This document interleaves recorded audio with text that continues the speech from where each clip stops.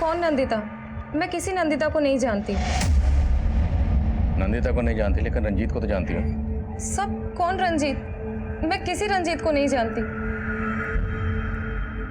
ये रंजीत, नंदिता का बाप रंजीत, जो तुझे कॉल करता था। अब बोल कि नहीं जानती? सब ये मेरा कस्टमर था, कई बार मेरे साथ सोया है। अनुराग की तरह रंजीत तुम्हारा कस्टमर था। अनुराग का मर्डर हुआ, रंजीत गायब है। और तो अनुराग को उसकी मर्दानगी की वजह से उसे जलील किया करती थी, इसलिए तूने अनुराग का प्राइवेट पार्ट काटा। नहीं साहब, बल्कि अनुराग तो मुझसे बहुत प्यार करता था। वो मुझे इस धंधे से निकालकर उससे शादी करना चाहता था। मुझे सपने दिखाने वाले लोग बहुत आते हैं, पर मैं सबसे अलग बहुत प्यार करता हूं तुमसे, और शादी भी करूंगा तुम्हारे साथ, कसम से। लेकिन साहब, हीरो को इसका पता चल गया।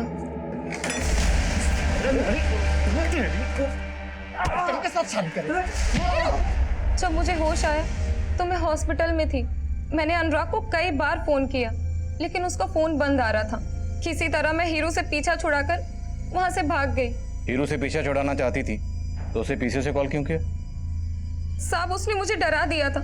उसने बोला था अनुराग के मर्डर केस में पुलिस तुझे ढूंढ रही है और वो मुझे मुंबई भेज देना चाहता था। साहब, वो मुझे आपकी धमकी देता था और वो मुझे मुंबई भेजकर मुझसे फिर से वही धंधा करवाना चाहता था। साहब, मुझे पक्का यकीन है अनुराग का मर्डर हीरो ने ही किया है। नहीं साहब, नहीं साहब, साहब मैं सच बोल रहा हूँ। साहब मैंने अनुराग का मर्डर नहीं किया साहब। तूने सिर्फ अनुराग का नहीं, इसका मर्डर भी किया। बोल, ये तेरी कौन सी आशिक है? रंजीत को कहाँ गायब किया? साहब, उसकी बेटी कहाँ नंदिता? मैं सच कह रहा हूँ, मैं किसी नंदिता को नहीं जानता। मैंने कुछ नहीं किया है साहब। हो सकता है रंजीत ने तुझे राघव को मारने के लिए कहा। साहब वो मैं नहीं था साहब, वो कोई और होगा। मैंने किसी को नहीं मारा साहब, मेरा यकीन करो, मैं सच बोल रहा हूँ। सच बोल दे, नहीं तो और पिटेगा। साहब मैं सच बोल रहा हूँ, मैंने किसी का मर्डर नहीं किया है साहब। हीरो से सच उगलवाने के लिए हमने कई तरकीबें अपनाई, पर वो अपने बयान पर कायम रहा। वहीं दूसरी तरफ सब इंस्पेक्टर निहाल सिंह, वो अब भी हमारी रडार पर था। अनुराग के बाद मिली उस दूसरी सरकटी लाश की पहचान का हमें कोई जरिया नहीं मिल रहा था, पर अनुराग और उस दूसरे शख्स दोनों का कत्ल ट्यूसडे वाले दिन हुआ था, और रंजीत भी ट्यूसडे वाले दिन से ही गायब था। अनुराग नंदिता के ट्यूसडे वीकली मैगजीन समाधान का रीडर था। इसके अलावा अनुराग और नंदिता का आपस में और कोई रिश्ता नजर नहीं आ रहा, पर इस केस में सामने आया ये ट्यूसडे का कॉमन कनेक्शन किसी गहरे राज की तरफ इशारा कर रहा था। अनुराग को आखिरी बार ट्यूसडे वाले दिन ही खाली पिंजरे के साथ देखा गया था, जब वो फोन पर किसी के साथ एक तोते को लेकर बात कर रहा था। क्या ये तोता एक वाकई असली तोता था, या फिर इस केस का कोई ऐसा हमराज जो नजर में नहीं आ रहा था? सर मैं सच कह रहा हूं, मुझे नहीं पता नंदिता कहाँ है। लेकिन हमें तुम्हारे बारे में अब सब कुछ पता है। हरियाणा पुलिस से तेरी पूरी कुंडली मंगवा ली। 3 साल पहले तक तू भिवानी में रहता था, और हरियाणा पुलिस ने तुझे ड्रग पेडलिंग के धंधे की वजह से अरेस्ट भी किया था। सर वो ड्रग्स के पैकेट किसी ने मेरे बैग में डालकर मुझे फंसाया था, और सर 6 महीने बाद कोर्ट ने मुझे बाइज्जत बरी भी कर दिया था। लेकिन तू 6 महीने अंदर तो रहा ना, और तेरे ट्रैक रिकॉर्ड की वजह से तुझे दिल्ली में नौकरी भी नहीं मिली, इसलिए तूने पुलिस वालों के लिए दिल में खुंदक पाली, और ये सारे क्राइम तू ही कर रहा है। सर आपको कोई गलत फहमी हो रही है, मैं सच कह रहा हूँ, मुझे कुछ नहीं पता है। हमने क्या गलत?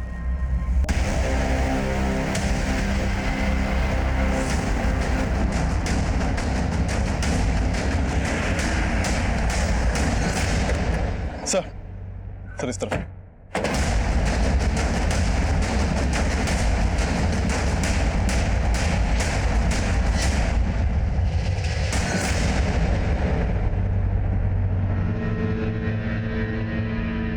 सर इस लाश के पास भी हमें एक लेटर मिला है।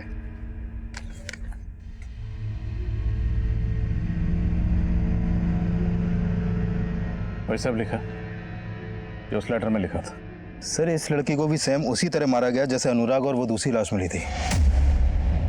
उनका प्राइवेट पार्ट काटा गया था, और इस लड़की को भी सेक्सुअली अब्यूज किया गया है। लेकिन इस बार निहाल को फोन नहीं किया गया। सर क्या पता निहाल के 2 फोन कॉल्स की कहानी झूठी हो।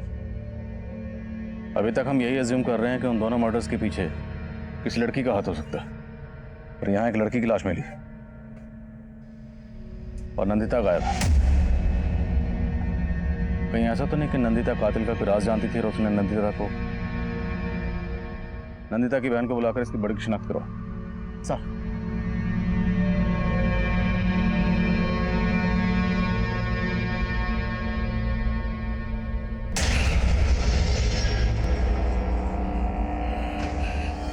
नहीं सर, ये मेरी बहन नहीं है सर।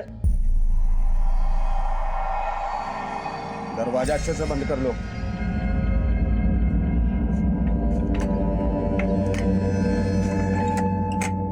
हमसे भागेगी? प्लीज बोलो उनको, मुझे छोड़।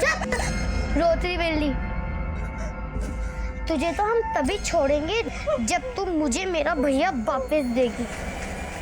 सर, राघव और नंदिता दीदी एक दूसरे से बहुत प्यार करते थे और मुझे नहीं लगता कि राघव दीदी के साथ कुछ भी गलत करेंगे। ये अनुराग, ये तुम्हारी दीदी के मैगजीन में सवाल पूछता था और अब इसका मर्डर हो गया। तुम्हारी दीदी और पापा के गायब होने का इसके मर्डर से कोई ना कोई कनेक्शन जरूर है। सर, दीदी के मैगजीन के जवाबों के लिए बहुत से खत आते थे और हाँ, एक बार दीदी ने मुझसे कहा था कि उन्हें किसी ने कोई बेतुका सा सवाल पूछा है। बेतुके सवाल? हाँ, अभी पता है कुछ दिन पहले क्या हुआ? एक आदमी ने पूछा, क्या बोलने वाला तोता कोर्ट में गवाह बन सकता है?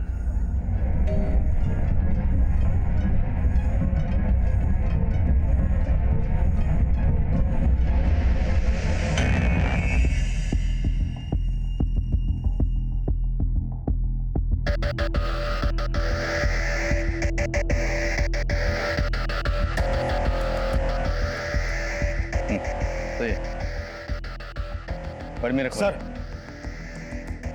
अनुराग के मर्डर से एक हफ्ते पहले एक विनय नाम के आदमी ने समाधान मैगजीन में एक सवाल पूछा था। कुछ पल्ले नहीं पड़ रहा है सर। एक के बाद एक इस तरह से पुलिस को चैलेंज करने वाला कोई क्रिमिनल भला किसी भी तोते से क्यों डरेगा? सर, मुझे तो ये सवाल भेजने वाला कोई साइको ही लग रहा है। हो सकता है साइको वही हो जो हमें चैलेंज कर रहा है।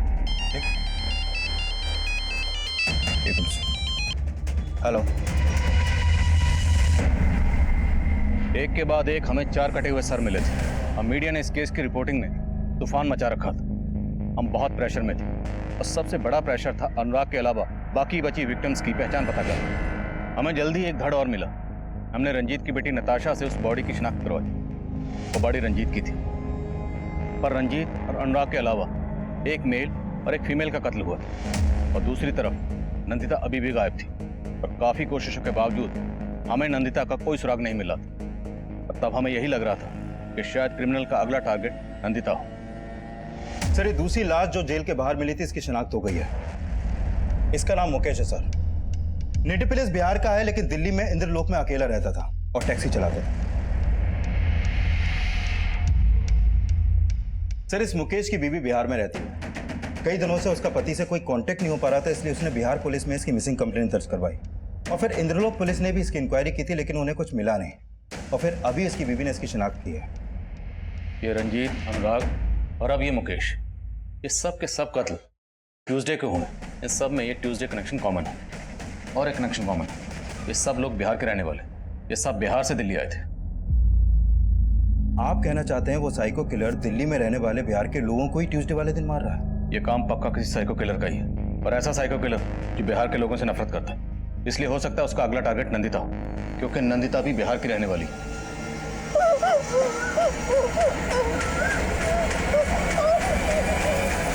पुलिस बता रही है वो साइको किलर सिर्फ बिहार के लोगों को टारगेट कर रहा है, जिसके बाद लोगों के मन में एक खौफ घर कर गया है। सर,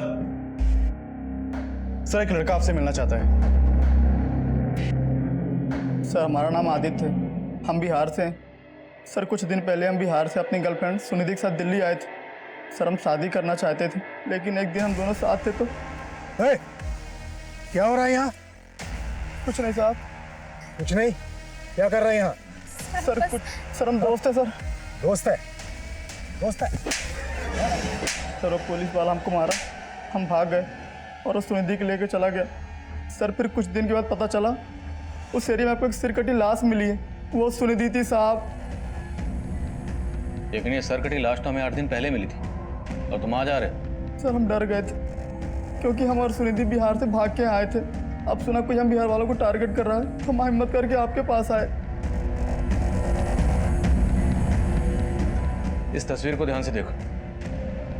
क्या ये वही पुलिस वाला है? नहीं सर, वो ये नहीं था, कोई और था। पक्का? हाँ साहब, ये वो नहीं था। सर, जिस दिन रंजीत का मर्डर हुआ था वो जहांगीरपुरी के एक सीसीटीवी में कैप्चर हुआ था। फुटेज इसमें है।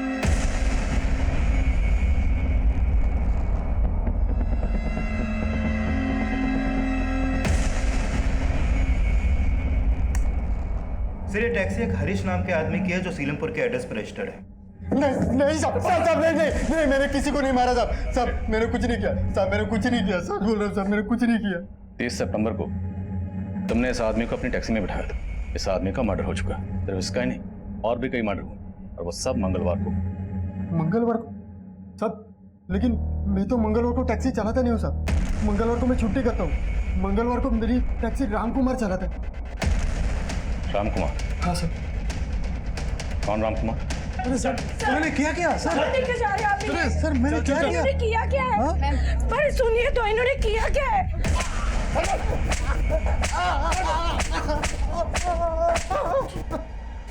सर बहुत तोड़ा, लेकिन एक ही बात बार बार बोल रहा है। साहब, मैंने कुछ नहीं किया। उस रोज उस आदमी को दीपाली चौक के बाद छोड़ दिया था। लेकिन जब तक सच नहीं बोलेगा ना, हम तुझे छोड़ने वाले नहीं। मीटर डाउन रखो।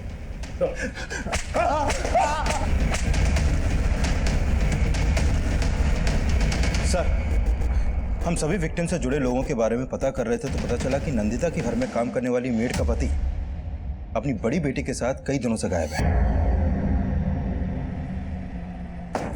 बोलो, कहाँ तुम्हारा पति? साहब, हमारा आदमी उसके गांव बहादुरगढ़ गया है, पर उसने क्या किया हमें कुछ भी नहीं पता साहब, सच्ची।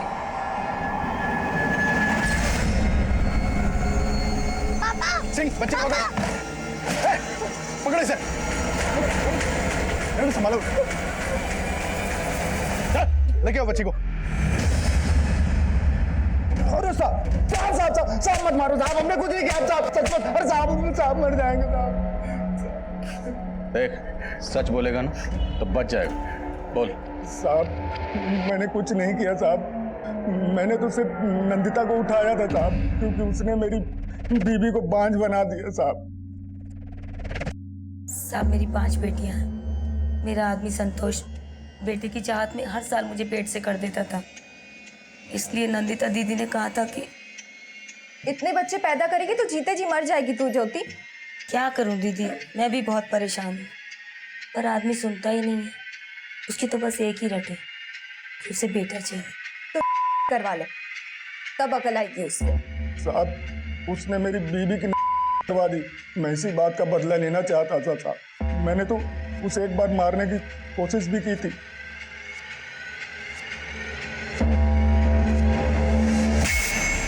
और साहब, उस लड़के ने उसे बचा लिया। फिर हमने सोचा कि इसको मारने से कोई फायदा नहीं है, इसको उठाकर इसी से अपना बेटा पैदा करवाएंगे, और उसको लेके हम बहादुरगढ़ चले गए अपनी बेटी के साथ। साहब, हम सच बोल रहे हैं और हमने कुछ नहीं किया साहब। अरे साहब, मर जाएंगे साहब।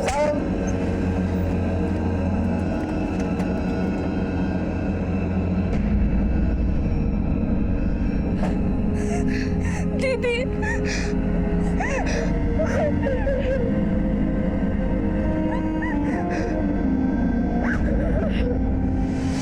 संतोष से बहुत सख्ती से पूछताछ की है, लेकिन कुछ उगल नहीं रहा है।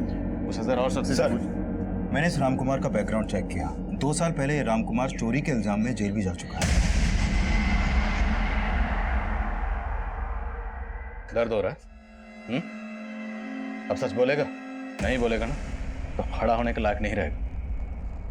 तुम्हारे बारे में सब पता चल गया। 2 साल पहले तुम चोरी के इल्जाम में अंदर हुए थे, और अब ये सारे चोरी नहीं की हम चोरी। हमने सबको मारा, लेकिन हमने चोरी नहीं की। पुलिस वालों ने जबरदस्ती चोरी के इल्जाम में फंसाकर हमको बहुत मारे। अनुराग, रंजीत, मुकेश और सुनिधि, इन सब ने तुम्हारा क्या बिगाड़ा था? उन्हें क्यों मारा? वो सब गलत थे, और गलत लोग हमें बर्दाश्त नहीं होते। मंगलवार को तुमने एक के बाद एक मासूम लोगों का कत्ल किया, वो गलत नहीं था? मंगलवार हम कोई गलत काम नहीं करते हैं, लेकिन उस मंगलवार को हमने उस कमीने अनुराग को कैद कर लिया। तो अनुराग को जानता था? हाँ, वो टैक्सी चलाना चाहता था, हम उसकी मदद करना चाहते थे।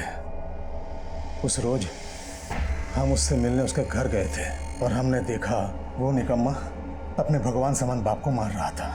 गलत किया था, उसको तो सजा मिलना ही था। अनुराग मंगलवार को एक खाली पिंजरे के साथ देखा गया था। वो किसी तोते के उड़ाने की बात कर रहा था। वो सब क्या था?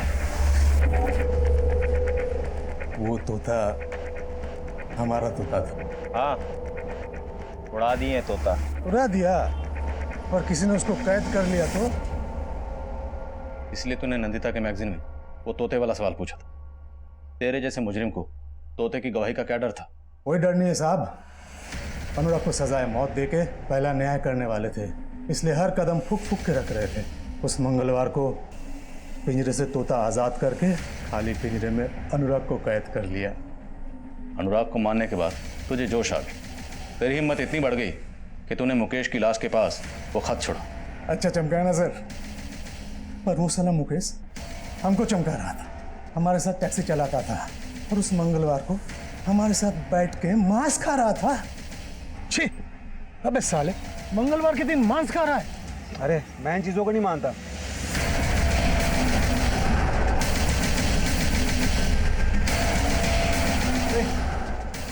छोड़ दो मुझे, जाने दो मुझे, छोड़ दो मुझे। चुप साला मांसाहारी, अब तेरा मांस निकालेंगे हम। तो अनुराग और मुकेश की तरह रंजीत और सुनीति को भी जानता था? अरे नहीं सर, उस निर्लज लड़की को हम नाम से नहीं जानते थे, लेकिन हरकत से पहचान लिए। उस लड़की को उस लड़के के साथ देखकर हम अपने आपा खो बैठे। हमारी तपस्या भंग कर दी उस लड़की ने। हम इतने पागल हो गए कि उस लड़की के साथ, लेकिन उसको जिंदा भी तो नहीं छोड़ सकते थे ना, इसलिए उस लड़की का गर्दन भी उड़ा दिया। वो साला हमसे झूठ बोल रहा था। अरे नंदिता, कितनी बार कहा है वो लड़का तुम्हारे लायक नहीं है। अरे भाई साहब, क्या प्रॉब्लम है? अरे मेरी प्रॉब्लम है ना, तू गाड़ी चला, तेरे को क्या लेना देना। हम तो सबके मददगार हैं, बताइए तो सही, शायद हम आपके कोनो काम आ जाए। सर, वो रंजित ने बोला कि राघव नाम का एक लड़का उसकी बेटी के पीछे पड़ा है। हमने बोल दिया कि हम राघव से उसकी बेटी का पीछा छुड़वा देंगे। फिर एक दिन राघव को जानने हम पहुंच गए। हमने देखा वो तो सच्चे प्रेमी थे। हम भाग गए। वो सारा रंजित हमसे झूठ बोला। उसको तो सजा मिलना ही है। उसको टैक्सी में बिठा के अपना बूचड़ खाना में ले गए। वहां भी बर्बर कर रहा था। तो पुलिस की वर्दी क्यों पहनता था? हम न्याय करते थे, इसलिए न्याय की वर्दी पहनते थे। अनुराग की मौत के बाद तो हर लाश के पास खत छोड़कर हमें चैलेंज कर रहा था, तो सब इंस्पेक्टर निहाल सिंह को फोन क्यों किया? हिम्मत ही तो हमें फोन करता, उसे फोन क्यों किया?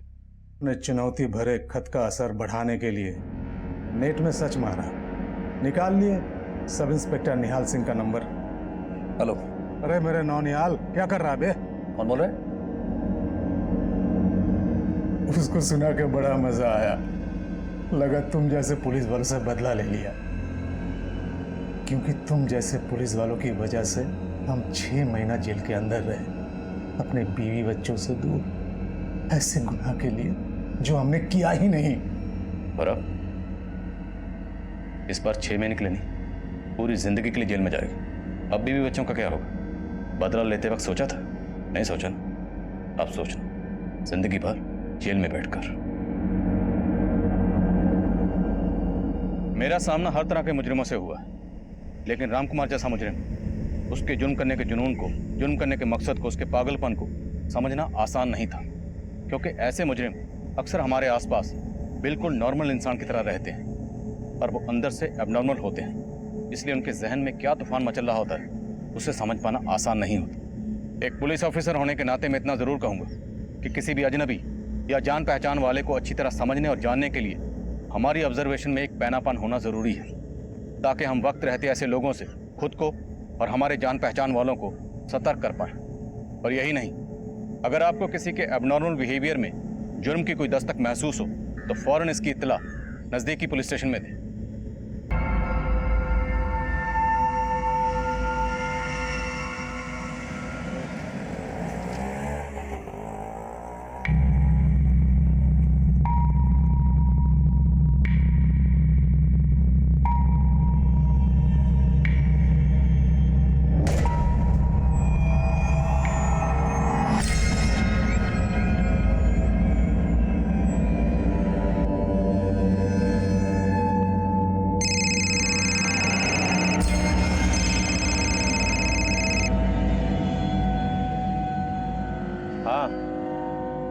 उड़ा दिए तोता।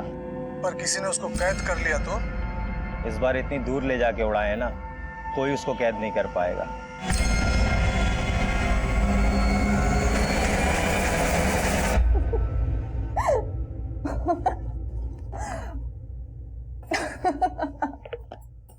क्या हुआ दीदी, आप इतना हंस क्यों रही हो? अरे नताशा, मेरे रीडर्स भी ना कभी कभी ऐसे बेतुक के सवाल पूछते हैं कि पूछो मत।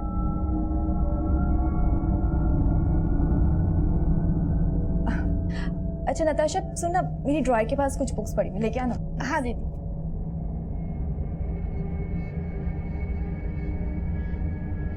ज्योति इधर आ।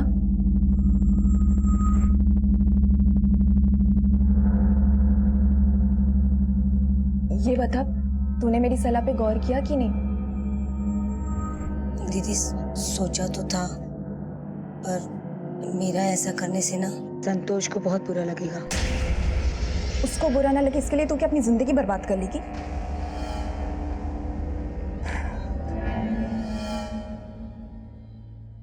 पति का पिंजरा छोड़ के उड़ना सीख ज्योति।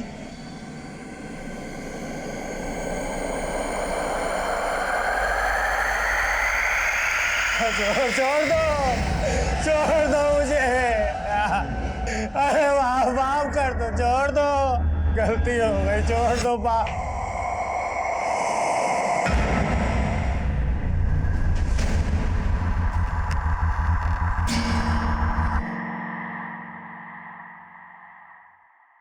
नमस्कार, आदाब। मैं inspector Adil Khan, crime petrol Dastak में आपका इस्तकबाल करता हूं। पिंजरे में रहने वाला आज़ादी की कीमत बाखूबी समझ सकता है और अपनी आज़ादी का नाजायज फायदा उठाने वाला कभी भी किसी के लिए भी खतरनाक साबित हो सकता है और ऐसे लोगों से आपकी हिफाजत करना पुलिस का फर्ज है।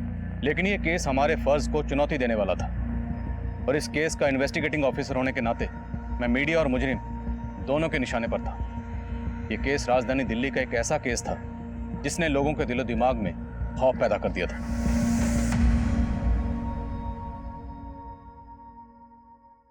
ज्योति, अरे सब लगाया नहीं अभी तक? बस आप लड़के वाले आ जाएंगे तभी करेगी क्या? नताशा, जी पापा। सारी पढ़ाई बेटा आज ही करोगे या देखो नंदिता तैयार हुई कि नहीं? जल्दी जाओ। तुम तैयार नहीं हुई अभी तक? अभी तैयार हो गए क्या फायदा पापा, लड़के वाले अभी नहीं, शाम को 5 बजे आएंगे। 5 बजे? नहीं 11 बजे का टाइम दिया है। पर पापा आपने जिस लड़के को टाइम दिया है वो तो अब नहीं आ पाएगा, लेकिन हाँ मैंने जिस लड़के को शाम 5 बजे का टाइम दिया वो ठीक शाम के 5 बजे अपनी मम्मी के साथ यहाँ पहुँच जाएगा। नंदिता, मैंने तुमसे पहले ही कहा था तुम उस लड़के से शादी करोगी जिसे मैं पसंद करूंगा। पर पापा वो तो आ ही नहीं पाएगा, आप चाहो तो उसको फोन करके देख लो।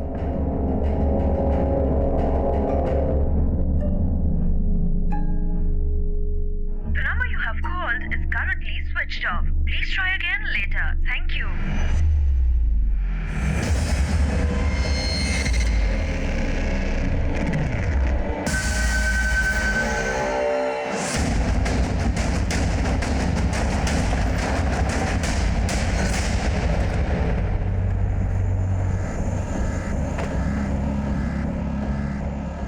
आइए आदिल साहब, सुबह से ही यहाँ बहुत बदबू आ रही थी।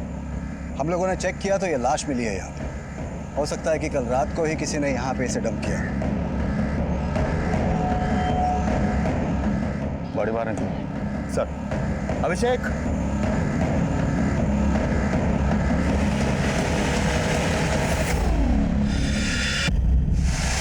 सर, लाश का सिर्फ गला ही नहीं काटा गया, इसका प्राइवेट पार्ट भी काटा गया और बॉडी पर जगह जगह चोटों के निशान है। बुरी तरह टॉर्चर किया गया, लेकिन कोई बॉडी को यहाँ इस जेल के बाहर यहाँ लाकर डंप करने का रिस्क क्यों उठाएगा? सर, हो सकता है ये बॉडी नाले में बहकर यहाँ आई हो। नाले में इतना पानी नहीं लग रहा कि बॉडी यहाँ बहकर आ जाए। इसके हाथ पे क्या डिजाइन देखो तो।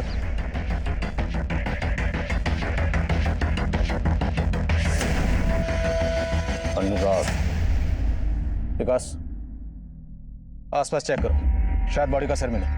सर।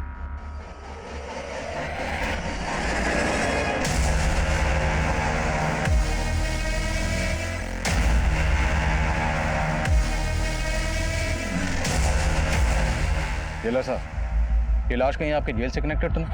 आई मीन आपके कैदियों का आपस में झगड़ा हुआ और ये बॉडी उन्हीं में से किसी एक की हो? ऐसी बात कर रहे हैं पादिल साहब, ये लाश हमारी जेल से बिल्कुल कनेक्टेड नहीं है। अगर ये लाश आपकी जेल से कनेक्टेड नहीं है तो कोई लाश को आपकी जेल के बाहर फेंक कर इतना बड़ा रिस्क क्यों उठाएगा? ये बात तो हमें भी समझ में नहीं आ रही है, लेकिन लाश मिलने के बाद से हमने सीसीटीवी की सारी फुटेज खंगाली है, मगर कुछ भी सस्पिशियस नहीं मिला है।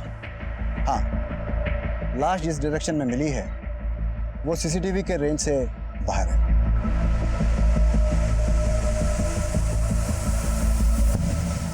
सर, आसपास सब जगह चेक किया, ना तो लाश का सर मिला और ना ही कुछ ऐसा जिससे इस लाश की पहचान हो सके। बॉडी के हाथ पे अनुराग लिखा है।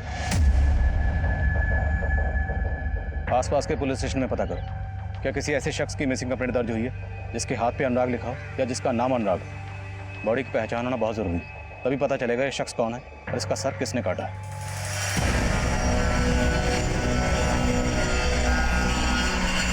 करता नहीं है तो किराया और घर का खर्चा? जी मैं वो जॉब कहीं चोरी तो नहीं करता आपका बेटा? पापा, आप राघव के ऐसे इंसल्ट नहीं कर सकते। तो ऐसे लड़के से तुम्हारी शादी भी नहीं कर सकता जो कमाता ना हो। शादी के बाद तुम कमाओगी और बैठ के खाएंगे ये लोग। ये पसंद है तुम्हारी? मेरी पसंद बहुत अच्छी है पापा, और मैंने डिसाइड कर लिया कि मैं शादी सिर्फ राघव से ही करूंगी।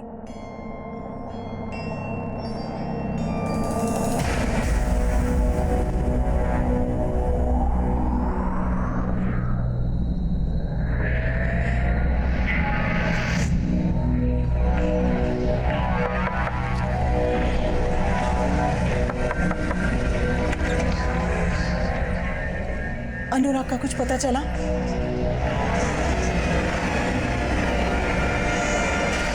सर, ये उस लड़के की पोस्टमार्टम रिपोर्ट है जिसकी लाश हमें जेल के बाहर मिली थी। सर, इस रिपोर्ट के मुताबिक इस लड़के की उम्र 20 से 24 साल के आसपास की होगी और उसकी मौत आज से करीब 7 दिन पहले हो चुकी थी।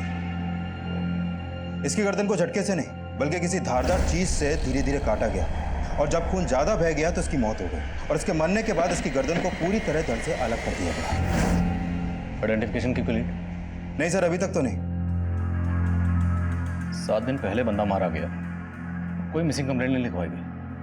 विकास, कहीं ऐसा तो नहीं कि इस बंदे की मिसिंग कंप्लेंट जानबूझ के नहीं लिखवाई गई? दिल्ली एनसीआर में अपने खबरी एक्टिव करो, पता करो क्या कोई ऐसा बंदा मिसिंग है जिसकी कलाई पर अनुराग गुदा हुआ था।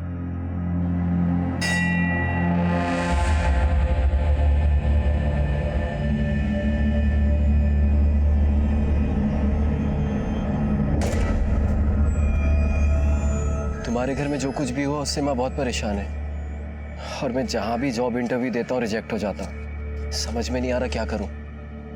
तुम जॉब की टेंशन मत लो राघव, जब तक तुम्हें जॉब नहीं मिलती मैं हूं ना, और वैसे भी अब मैं इतना कमा लेती हूँ कि हम अब इस रिश्ते को एक नई शुरुआत दे सकते हैं। नंदिता, तुम समझ नहीं रही हो, तुम्हारे पापा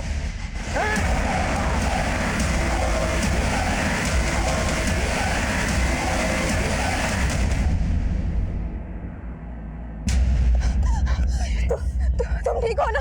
मैं ठीक हूँ। पता चला कौन था वो? पता नहीं, पर मैं जानती हूँ किसने भेजा होगा। लेकिन अभी मुझे फोन मत करना दोबारा। उसी आदमी से बात कर रहे थे ना पापा, जिसको आपने राघव को मारने की सुपारी दी है? क्या बकवास कर रही है तुम? वही बोल रही हूँ जो सच है। बताओ किसको भेजा था मारने के लिए, वरना सच में मैं पुलिस स्टेशन जाके आपके खिलाफ एफआईआर लिखवा दूंगी। दिमाग खराब है तुम्हारा? पहले उस लड़के से शादी करने के लिए उस पर हमला करवाया, फिर अपने बाप को पुलिस की धमकी दे रही ताकि मैं रास्ते से हट जाऊं। पापा वाह, अपना क्या छिपाने के लिए अब आप मुझे ही ब्लेम कर रहे हैं। नंदिता, इस केस का एक ऐसा चेहरा था जो हमारा ध्यान अपनी ओर खींचने वाला था। जो हमला नंदिता और राघव पर हुआ था उसे तब पुलिस स्टेशन में फाइल ही नहीं किया गया था। जेल के बाहर मिली सरकटी लाश की तहकीकात में हमें कोई कामयाबी नहीं मिल रही थी और उस लाश की शिनाख्त पता करने के लिए हम आसपास के गली मोहल्लों में सब जगह जाकर डोर टू डोर पूछताछ कर रहे थे। इस टैटू के बारे में कुछ कह नहीं सकते, लेकिन हाँ, इस मोहल्ले में एक अनुराग नाम का लड़का रहता था, पर काफी दिनों से वो दिखाई नहीं दिया। कहाँ रहता है अनुराग?